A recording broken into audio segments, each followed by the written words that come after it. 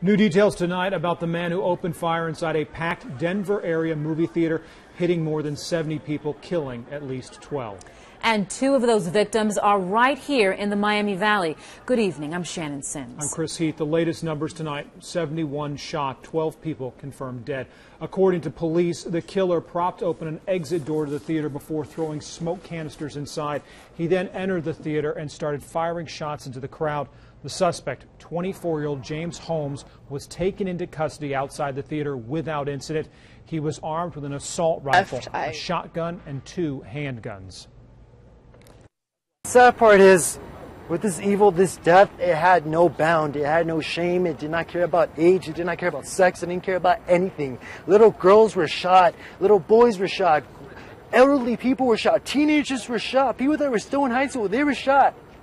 He did not care. Death did not care at all about age, sex, or anything. It was all a massacre. Authorities spent all day working at Holmes' apartment, where it was filled with booby traps. Surrounding buildings had to be evacuated. Well, 2 local families are now in Colorado tonight, where their loved ones are hospitalized with injuries from the shooting. 27-year-old Matt McQuinn of Springfield was shot several times, and his girlfriend, Samantha Yowler, was shot in the leg. Rhonda Moore spent the day in Yowler's hometown of St. Paris. She has more on how loved ones and friends of the victims are wrapping their heads around this tragedy. Samantha and Matt's parents jumped on the first plane they could and flew out to Colorado. Now, I've been talking to their step-parents and getting updates all day. Now, Samantha had surgery on her leg this afternoon. Matt's family still do not know what his condition is or what hospital that he is in. Now, we talked to people here in this town, and those who knew them find it very difficult to believe that the massacre happened. We live in such a small area, so somebody that you know actually goes through something like that, that's hard to kind of wrap your head around as well. Talia Kauffman-Diaz has known Samantha Yowler ever since grade school. They graduated from high school together 8 years ago.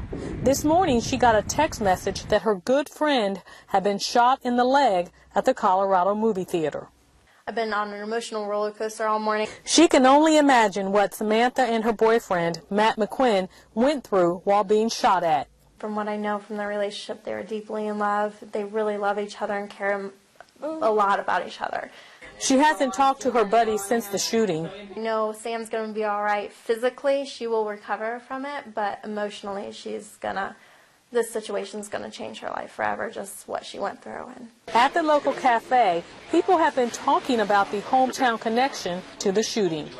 Especially when it's that far away from here, and then it actually affects the community local. Yeah, it does. It really shocks you, and you hope and pray for the family. My prayers and thoughts go out to Sam, Nick, Matt, their families, as well as everybody else. Samantha and Matt moved to Colorado in November, where her brother Nick has lived for 10 years. All 3 were at the movies together. Nick was not injured. Live in St. Paris, I'm Rhonda Moore.